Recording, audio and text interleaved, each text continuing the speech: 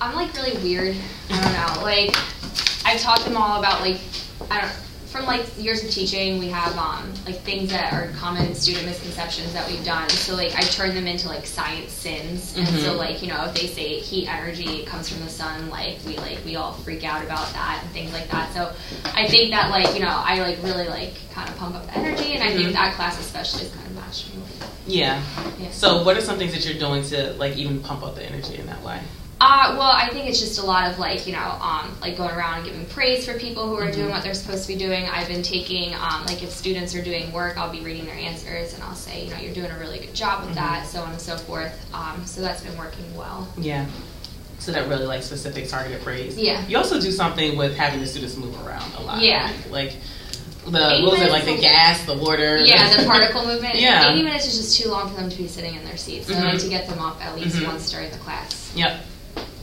And I think their anticipation of that probably also helps with their buy-in. So even just the small thing, having them get up, line up, get the, you know, those small things really make a big difference. Get them up during class. Awesome. So thinking about an area to start to, you know, focus your attention on, what is your ultimate goal? So when students are sharing in your class and students are super willing to share their answers, what is your ultimate goal for what you want student sharing to look like in your classroom? So I don't think that my students really listen to each other when they share. So I'm trying to get them to use more of those, like, you know, I agree with, I disagree with. So I'm looking for more of like a collaborative conversation. So this way eventually they can come up with the answers themselves rather than me hearing the same thing over and over and over again from multiple students. Yeah. Yeah, so getting them to do that active listening and then also having them listen and share and respond to each other, right? So right now, how would you rate that student discussion in your class? Out of like what? Out of like 1 through 5. So 1 being like it's horrible, 5 being it's awesome. I would say it's like a 2. Maybe. 2? Yeah. Yeah, and it's the beginning of the school year, so I think that's probably where it would fall. So I think one thing to focus on, because I did notice the Accountable Talk poster and you prompting it slightly with a, well, do you disagree? But I think being even more targeted. Okay. So using that Accountable Talk poster and really driving discussion in a very specific way.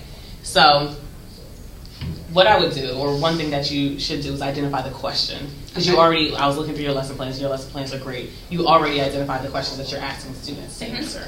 And you've already kind of started to think about, let's have them answer this one through, you know, just a couple share outs, and this one through student pairs. So you've already kind of thought through the how. So I would identify the one question in your lesson plan, since you're already writing those questions in there, to where you're going to push that high level discussion. So really kind of 2 steps. So identify the one question in lesson plans where you're going to push it, and then really identify which stems you're going to push them to use during that time. Because eventually the goal would be you're not prompting anymore, and they're just doing it naturally. So if I was in my class, like, would I literally say, like, we're going to have a discussion about this question, I want to hear, like, you know, this, and this off that poster? Like, be that transparent with it, or? So I think it depends on the tone of your class. I think with that class that I was in, you can do that with them, because that's your highest performing class already. To say, like, our goal is to have meaty discussion, because they're already there with you with the answers that they're giving. So the answers are generally precise, and when they're not, you're able to kind of say, like, no, that wasn't right. So I think with that class, you can do that transparent build-up around Accountable Talk.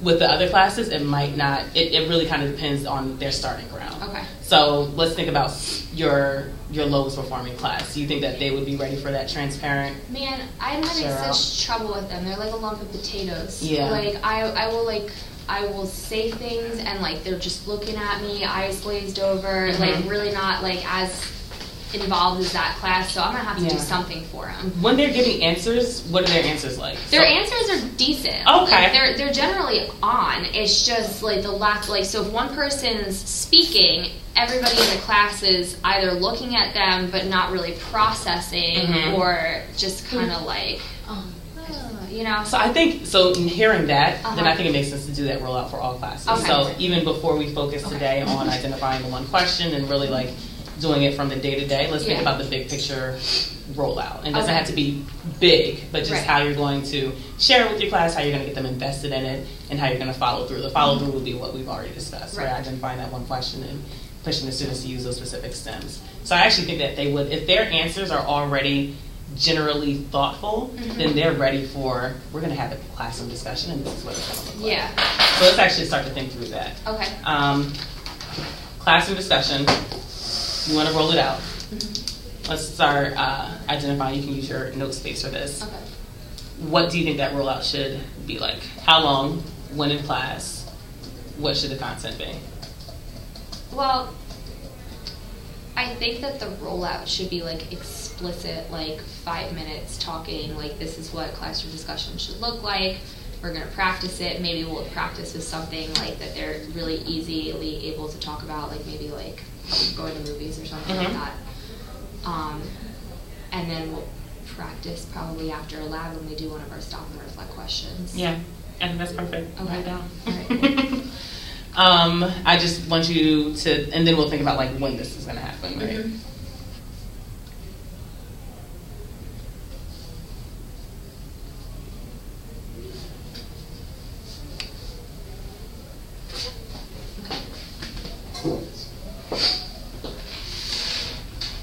When are you thinking of doing this? I think next week. It's looking like Tuesday or Wednesday I am doing a lab. So probably after said lab. Okay. So probably Wednesday. On Wednesday? Yeah. What's next week's date? Like that would be the 30th. Okay.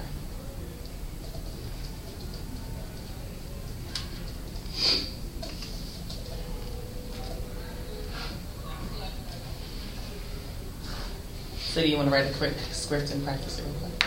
Sure. Okay. I'll give you a minute to kind of brainstorm. And then that way it's done. Done. Done. Just in time for you to write my lesson, please.